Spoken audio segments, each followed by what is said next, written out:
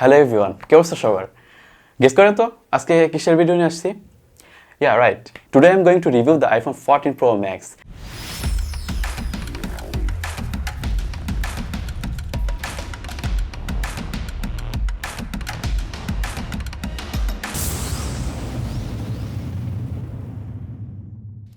ওকে, আপনারা হয়তো অনেকে অবাক হবেন, সো ডোন্ট ওয়ারি।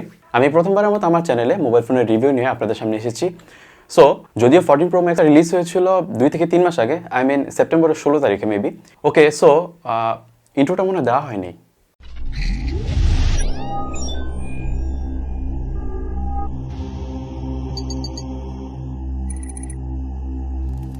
সো আমি চেয়েছিলাম ফোনটা আপনাদের সামনে আনবক্সিং করতে, but I am so sorry, আগে এটা আনবক্সিং হয়ে গেছে, জাস্ট রিভিউটা বাকি। ওকে, সো ফার্স্ট অফ অল ফোনটা হাতে নেওয়ার সঙ্গে সঙ্গে আপনারা প্রিমিয়ামনেস একটা ফিল পাবেন এবং আপনার নিজের কাছেও একটা অন্যরকম ফিল কাজ করবে। অ্যান্ড্রয়েডের ক্ষেত্রে কিন্তু এরকম প্রিমিয়াম কোয়ালিটির ফোন রয়েছে, আমি বলবো না যে অ্যান্ড্রয়েডের মধ্যেও নেই, তবে আইফোনের হিসেবে একটু আলাদা।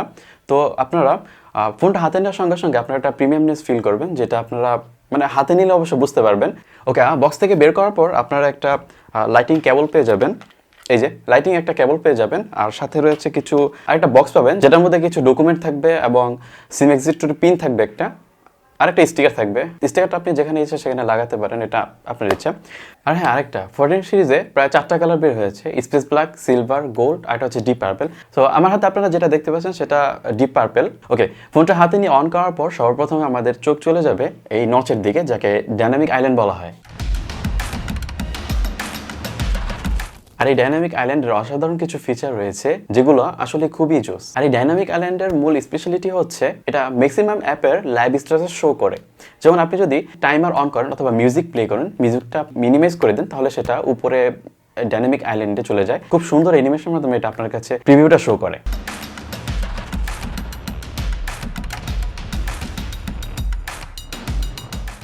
সো এই পাঞ্চ হোল বা ডাইনামিক আইল্যান্ড যেটাই বলেন, এটার একটা ইস্যু রয়েছে, সেটা হলো আপনি যখন হার্ড আলোতে যাবেন অথবা রোদের মধ্যে যাবেন, আপনি যদি স্ক্রিনের উপর তাকান তাহলে এর পাঞ্চ হোলটা আপনি ক্লিয়ারলি দেখতে পাবেন, যেটা অবশ্য অনেকটা আনইজি লাগতে পারে, তবে ব্যবহার ক্ষেত্রে আপনি অভ্যস্ত হয়ে যাবেন।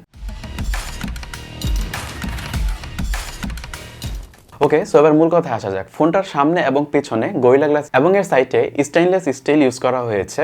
ফোনটিতে IP68 ওয়াটার রেসিস্ট্যান্ট ইউজ করা হয়েছে, অর্থাৎ আপনি ফোনটিকে 6 মিটার পানির নিচে নিয়ে যেতে পারবেন 30 মিনিটের জন্য। আর এর ওজনটা প্রায় 240 গ্রামের মতো হবে, রিয়েলি অনেকটাই হেভি।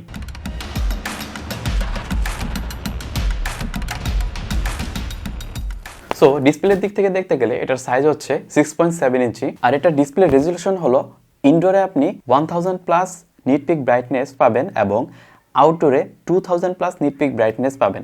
আর এটার ডিসপ্লেটা হলো LTPO super retina XDR OLED panel, আর এটাতে হাই রিফ্রেশ রেট দেওয়া হয়েছে 120 হার্জ এবং এটাতে PPI ইউজ করা হয়েছে 460। এবং এর সাথে আপনি নতুন একটি ফিচারও পেয়ে যাবেন, যেটা 14 সিরিজে অ্যাড করা হয়েছে, যেটা হচ্ছে অলওয়েজ অন ডিসপ্লে। ওকে, এরকম হাই কোয়ালিটির ডিসপ্লে থাকায় সানলাইটে আপনি খুব ভালো পারফরমেন্স পাবেন।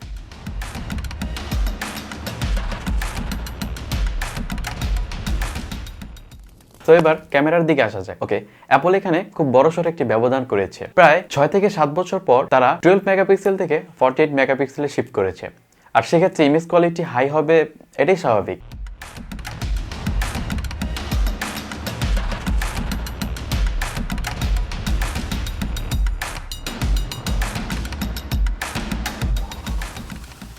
তো এখানে সেলফি ক্যামেরাতে 12 মেগাপিক্সেল ইউজ করেছে এবং পিছনের মেন ক্যামেরাতে 48 মেগাপিক্সেল ইউজ করেছে এবং টেলিফোটোতে 12 মেগাপিক্সেল ইউজ করেছে, আলট্রা ওয়াইডেও 12 মেগাপিক্সেল ইউজ করা হয়েছে। সো ভিডিও রেকর্ডিং এর ক্ষেত্রে কিছু বলা যাক। ভিডিও রেকর্ডিং এর ক্ষেত্রে আপনি 4K তো পাবেনই, এর সাথে সাথে আপনি কয়েকটি ফিচারও পেয়ে যাবেন, যেটা সিনেমেটিক মোড, এরপর অ্যাকশন মোড, আর কিছু স্পেশাল ফিচার রয়েছে যেগুলি খুবই অসাধারণ। ওকে, তবে সবচেয়ে বেশি স্পেশাল যেটা হচ্ছে সেটা হচ্ছে সিনেমেটিক মোড। সিনেমেটিক মোডে আপনি খুব স্মুথলি এবং খুব সেলফি ক্যামেরাতে ভিডিও রেকর্ডিং এর ক্ষেত্রে এবং মেইন ক্যামেরাতে ভিডিও রেকর্ডিং এর ক্ষেত্রে তারা ভিডিও স্টেবিলাইজেশন দিয়েছে, যেটা খুবই অসাধারণ লেভেলের। আপনি অ্যাকশন মোড অন করে যদি আপনি দৌড়ে দৌড়ে যদি ভিডিও রেকর্ড করেন, মানে সেক্ষেত্রে বোঝা যাবে না যে আপনি কিভাবে ভিডিওটা করেছেন, মানে খুব স্মুথলি আপনি ভিডিওতে অসাধারণ একটি রেজাল্ট পেয়ে যাবেন কোনো টেনশন ছাড়াই। এরপর চলে আসি ব্যাটারির দিকে। এখানে 14 Pro Max এর 4323 mAh এর একটি বড়সড় ব্যাটারি ইউজ করা হয়েছে, যেটা আগের আইফোনের তুলনায় অর্থাৎ 30 সিরিজের তুলনায় অনেক বড়, এবং এটাতে ফাস্ট চার্জিং ইউজ করা হয়েছে। আপনি 30 মিনিটের মধ্যে 50% চার্জ করে নিতে পারবেন।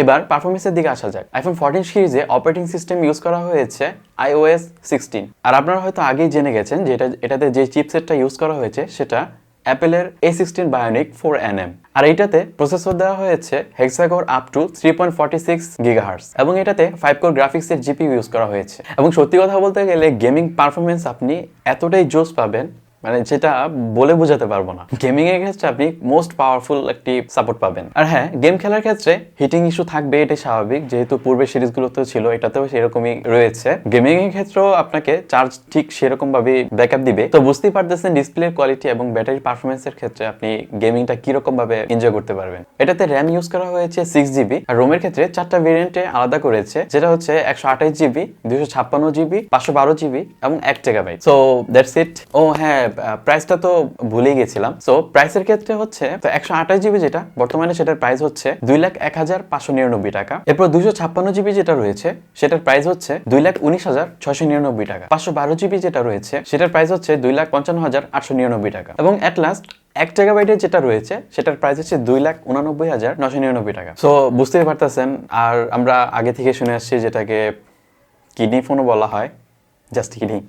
সো ভিউয়ার্স, এই ছিল আমার আজকের ভিডিও। যদিও প্রথমবারের মতো আমার চ্যানেলে মোবাইল ফোনের রিভিউ নিয়ে আসছি, জানি না কিরকম হয়েছে। সো ফোনটার ক্ষেত্রে অ্যাকচুয়াল যেই ডিটেলসগুলো রয়েছে সেটা আপনাদেরকে জানিয়ে দিলাম। সো আর কোনো কিছু জানার থাকলে অবশ্যই আমাকে কমেন্টে জানিয়ে দেন, আর আপনার ফ্রেন্ডদের সাথে শেয়ার করতে একদমই ভুলবেন না। আর আমি খুবই দুঃখিত যে আমি নিয়মিত ভিডিও আপলোড করতে পারছি না, সেটা কিছু সমস্যার কারণে। সো আপনারা কোনো মাইন্ড করবেন না। আর হ্যাঁ, kidney phone. So thank you for watching this video. I will catch you in next one. Tata. हरामी हो बेटा।